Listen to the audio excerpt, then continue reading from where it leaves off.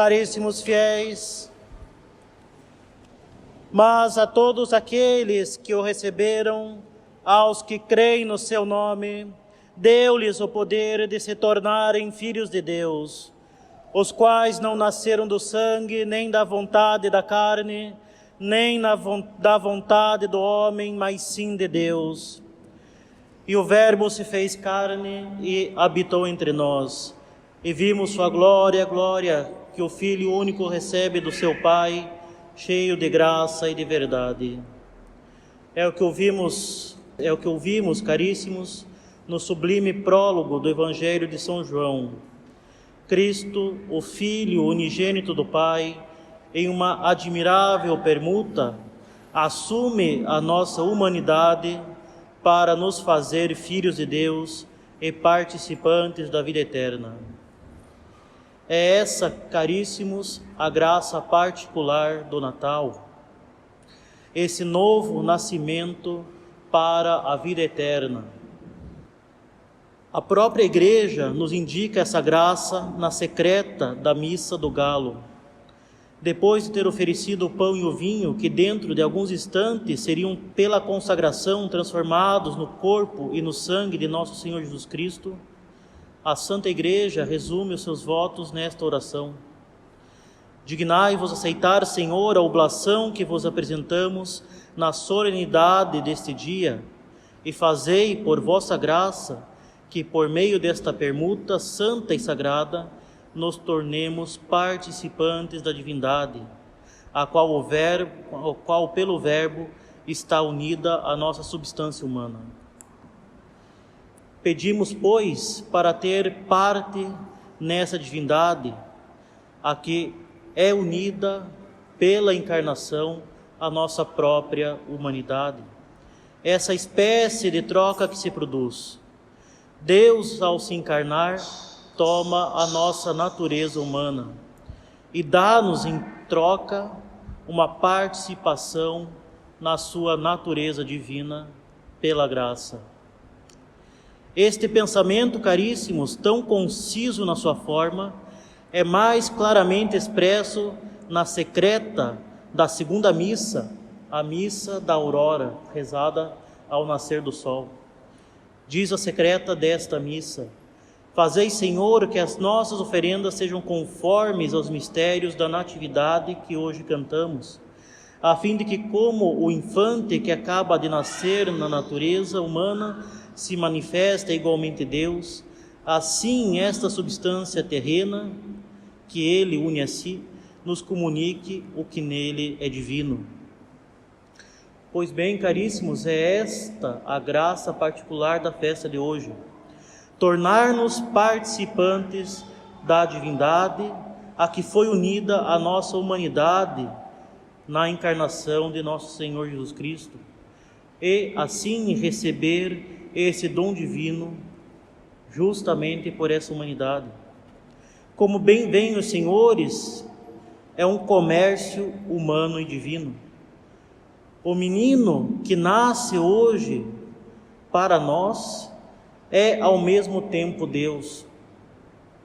E a natureza humana que Deus toma de nós deve servir de instrumento para nos comunicar uma participação nossa na sua vida divina. As nossas ofertas serão conformes aos mistérios significados pelo nascimento neste dia. Se, pela contemplação da obra divina em Belém e pela recepção de nosso Senhor na Sagrada Eucaristia, participarmos da vida eterna que Cristo nos quer comunicar pela sua humanidade. E a própria Igreja, caríssimo, chama essa permuta de um comércio admirável na oitava do Natal.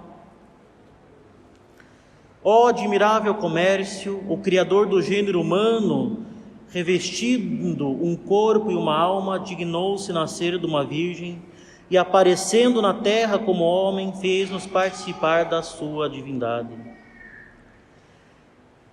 Esta permuta é dita admirável pelo modo como se realiza e pela forma por que se opera. E assim, caríssimos, podemos bem nos perguntar como isto ocorre. Como é que esta criancinha, que é o Verbo encarnado, nos faz participantes da sua vida divina? E afinal de contas, o que é esta participação na vida divina por nós?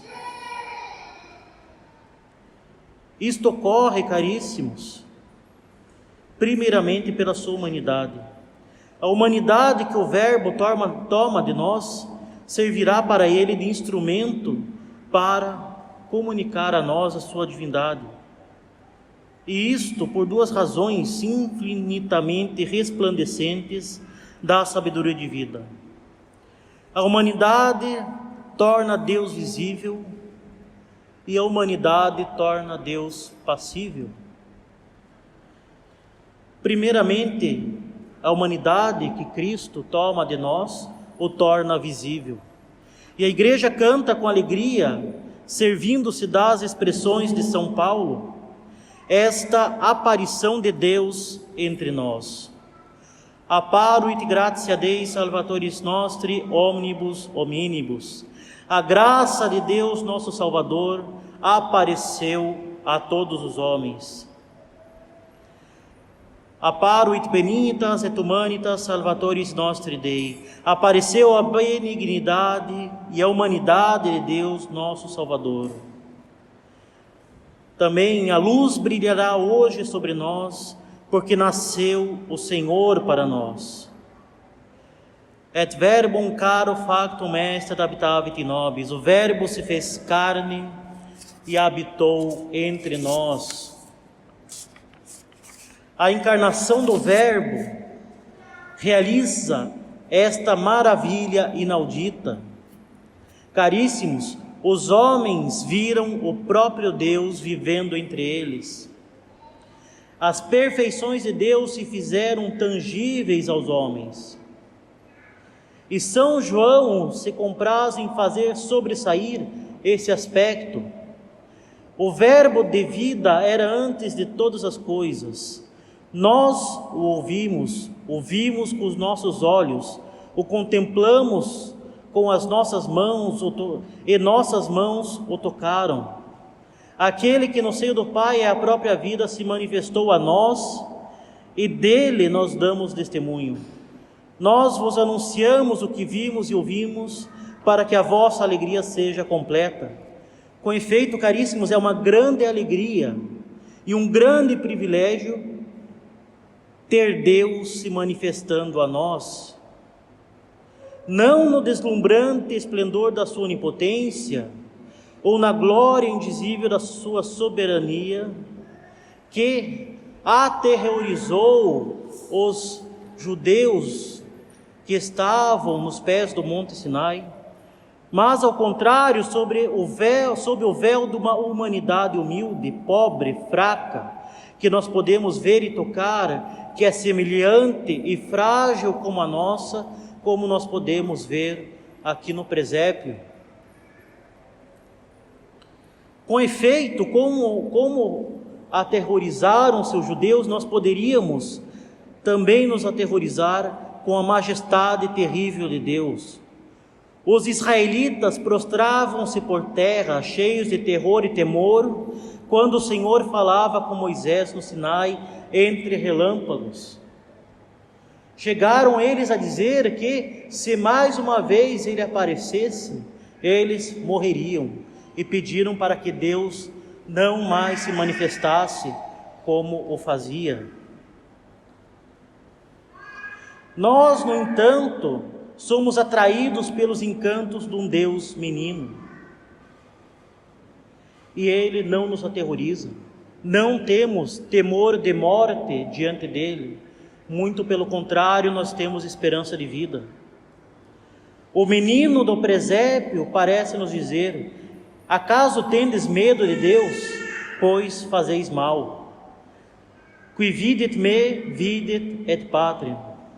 Quem me vê, vê o Pai. Noli timere ego sum. Não temais, pois sou eu. Diz-nos o menino Deus: não temais, sou eu, não tenhais medo, não vos guieis pela imaginação, não inventeis um Deus da vossa cabeça, não peçais a ciência, o conhecimento das minhas perfeições. O verdadeiro Deus, todo-poderoso e onipotente, é o Deus que eu sou e que eu revelo. O verdadeiro Deus sou eu e não há outro. Sou eu, o verdadeiro Deus, que venho a vós na pobreza, na humildade de um menino, mas que um dia darei a minha vida por vós. Neste presépio, o menino Deus nos diz: eu sou aqui, na humildade desta manjedoura, o esplendor da glória do Eterno Pai, a forma da sua substância. Sou seu Filho unigênito, Deus como Ele. Em mim aprendereis a conhecer as suas perfeições, a sua sabedoria, a sua bondade, o seu amor para com os homens e a sua misericórdia para com os pecadores.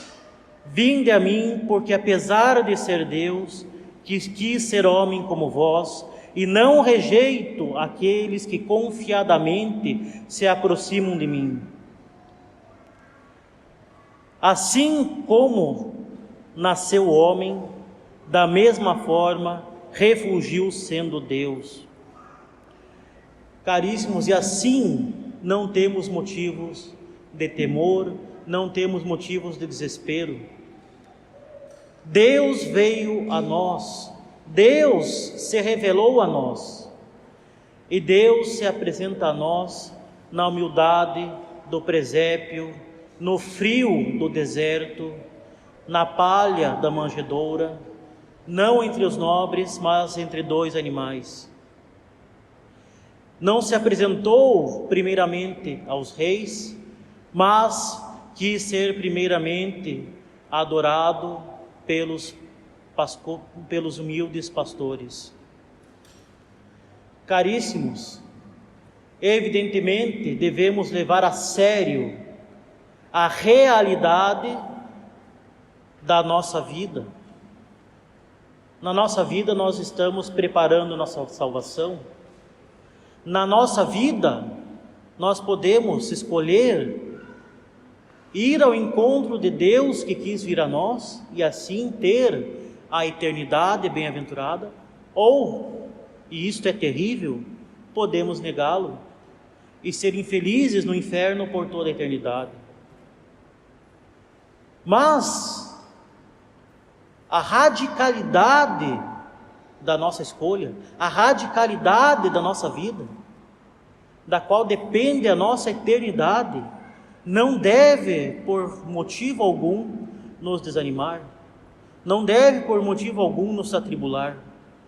Não devemos perturbar a nossa alma com escrúpulos, com temores, com desânimos, porque Cristo veio a nós, e Cristo veio a nós nas nossas fraquezas, justamente para nos sustentar, justamente para nos mostrar o caminho da salvação, justamente para lucrar as graças que nós mais precisamos.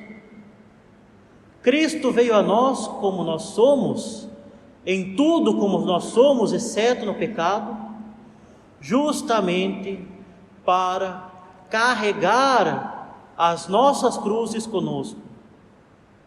Lembrem-se que no Calvário, o sirineu somos nós, e assim Cristo está sempre conosco, não nos abandona, muito pelo contrário, Ele vai nos dar todas as graças que nós precisamos, Ele vai nos sustentar em todos os momentos em que nós estamos fracos e atribulados, e Ele vai nos mostrar a consolação do Pai. Ele vai nos mostrar o fim para o qual nós somos feitos. Ele vai nos mostrar a força que nós temos na graça. Ele vai nos mostrar as perfeições eternas de Deus que estavam escondidas nos mistérios da eternidade desde todos os séculos, para que nós possamos imitar as perfeições divinas, imitando a Ele. E assim, podendo ser perfeitos, como o Pai é perfeito, afirmação essa, que junto com a lei da caridade, amai-vos uns aos outros como eu vos amei, e este eu se refere a Cristo nosso Senhor, o Verbo encarnado. Estas duas leis, a lei da perfeição e a lei da caridade, que se dependessem de nós seriam loucas, porque nós não temos condições de, em nós mesmos, sequer conhecer a perfeição de Deus, quanto mais ser perfeitos como Deus é perfeito. Cristo resolve para nós. Cristo nos permite conhecer nele as perfeições de Deus, e Cristo nos dá, pela sua encarnação, pela sua vida, pela sua paixão e morte, a graça santificante que infunde em nós a caridade e nos permite amar como Deus ama, e nos dá todas as graças para que nós possamos crescer todos os dias, se nós colaborarmos, é claro, crescer todos os dias nas virtudes, imitando a Ele e participando da vida divina. O que é essa participação da vida divina? Parece para nós algo extremamente abstrato, mas caríssimos, pela encarnação, pela morte de Cristo, nós temos a graça santificante. E o que é a graça santificante? É Cristo habitando em nós e nos movendo para a eternidade. Pela graça nós fazemos parte da intimidade da Santíssima Trindade. A Santíssima Trindade, Pai, Filho e Espírito Santo, um só Deus, habita em nossas almas pela graça. Não somente está em nós pela graça, mas ela nos move em direção à felicidade eterna e nos move ao céu. E esta habitação trinitária, esta participação da vida divina, na medida em que nós imitamos a Cristo, na medida em que nós pedimos as graças que nós precisamos pela oração, nas medidas em que nós contemplamos a Deus pela oração, na medida em que nós participamos da vida sacramental, recebendo os sacramentos, só vai crescer, e a nossa união com Deus só vai crescer, até que, Deus o queira, morreremos em estado de graça e poderemos participar da intimidade com Deus por toda a eternidade. É isto, esta participação da nossa vida divina, que é imperfeita enquanto estamos aqui neste vale de lágrimas, mas que atingirá a sua plenitude e a sua perfeição no céu. E assim, caríssimos, retornemos a Deus que se faz visível. Deus veio até nós, e assim nós podemos ver a Deus em Cristo. Isso, em primeiro lugar, para nos instruir. É Deus, com efeito, quem doravante nos vai falar por seu próprio Filho. Teremos apenas de ouvir este Filho muito amado para conhecermos o que Deus quer de nós. O próprio Pai Celeste nos diz: este é meu Filho bem-amado, ouvi-o. E Jesus nos repetirá com prazer que a sua doutrina é a doutrina do seu Pai.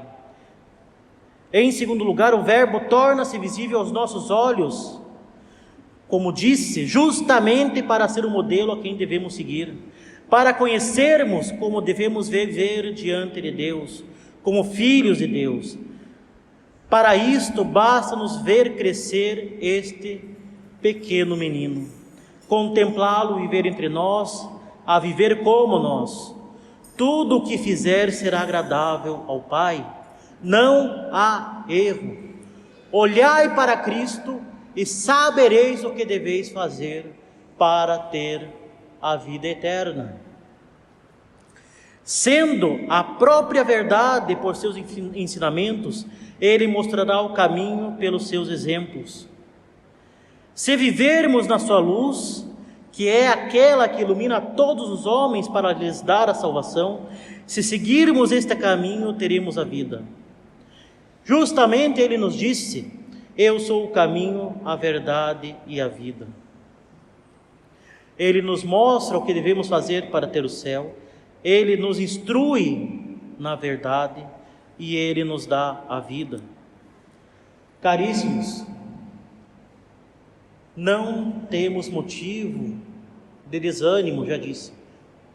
A alegria do Natal deve transbordar em nós, neste dia, nesta oitava e neste tempo de Natal. Caríssimos, Deus veio a nós. Não se trata de um Deus pagão que nem se importa para a humanidade. Não é como os deuses orientais que só buscam enganar os homens.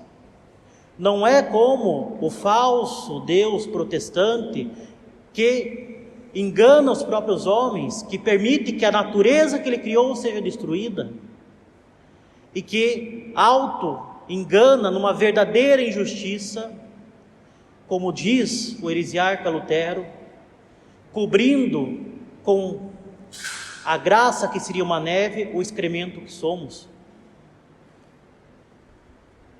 Caríssimos, como diz as Escrituras, todos os deuses dos gentios são demônios, e também o dos hereges. Os demônios, os falsos deuses pagãos não se importavam por nós. Os falsos deuses orientais só querem nos enganar. O Deus dos protestantes é um Deus injusto e que ainda rouba muito dinheiro dos pobres coitados. No entanto, nós temos a graça de ter o verdadeiro Deus. Ele veio a nós, assumiu as nossas fragilidades, as nossas fraquezas, fez-se igual a nós em tudo exceto no pecado, para nos dar a vida que Ele próprio tem e que Ele não tinha nenhuma obrigação de nos dar. Mas como Ele é a suma bondade, a bondade transborda dele, o bem é difusivo de si mesmo, o bem transborda de Deus, Ele nos quis dar a participação na sua intimidade bem-aventurada. E, além disso, Ele já nos quer dar um pequeno gosto do que é a sua vida íntima pela graça já nessa vida. Deus assumiu as nossas fragilidades. Por quê? Porque assim Ele pôde, do alto do madeiro da cruz, derramar até a última gota do seu sangue, por cada um de nós, pensando em cada um de nós, querendo, conhecendo e querendo redimir cada um dos nossos pecados. E como se isso não bastasse, Ele quis ficar com nós, Emanuel, que é Deus conosco, até o fim dos tempos, está junto de nós, não somente na sua glória escondida, que é a Eucaristia, em que Ele está verdadeiramente presente, em corpo, sangue, alma e divindade, tão glorioso como está reinante no céu, mas em sua cruz, no santo sacrifício da missa. Ele está conosco na sua glória e na sua cruz, para que nós tenhamos a graça que nos vai levar de volta a Ele. Tudo é isso que Deus quer, que nós retornemos a Ele. Ele quer esta felicidade de ter-nos junto dEle na vida eterna. Não nos atristemos recusando este encontro. Este encontro que já deve acontecer já, pela graça. É isto o sentido do Natal. Este reencontro com Deus pela graça, para que nós possamos viver da sua vida. E sempre que nós recusamos este nascimento de Deus em nossas almas, pelo pecado mortal, atrasando uma confissão, afastando-se dele por cada pecado venial deliberado, pela nossa inclinação às coisas do mundo, nós só estamos tirando dele esta consolação e colocando mais espinhos em seu doloroso coração. Não usurpemos o Natal, não peguemos só aquela alegria mundana e pagã e recusemos o Natal verdadeiro, que é a graça de Deus em nossas almas, que é o Natal de Deus. Não roubemos o Natal de Deus. E assim, retornemos a Ele pela graça, façamos Ele nascer na nossa alma como Ele nasceu no santo presépio, e imitemos a Ele, sigamos a Ele nas nossas vidas, cumprindo os mandamentos, rezando todos os dias e sendo assíduos nos sacramentos, sobretudo na confissão e na comunhão. Assim, caríssimos, conhecendo que Deus se manifestou no meio de nós, na nossa fragilidade, seremos arrastados para os bens invisíveis. É o que ouviremos em breve no belo prefácio do Natal. Ut dum visibiliter Deo cognoscimus, perunc in invisibilium amorem rapiamur. Que conhecendo a Deus visivelmente, ao mesmo tempo por Ele sejamos transportados ao amor das coisas invisíveis. Caríssimos, alegremo-nos no nascimento no menino Deus. Alegremo-nos no nascimento do menino Deus, não só aqui no presépio, mas em nossas almas, em nossos corações. Alegremo-nos no menino Deus que vem iluminar a todos nós e nos mostrar o caminho da salvação que começa desde já para cada um de nós. Louvado seja nosso Senhor Jesus Cristo.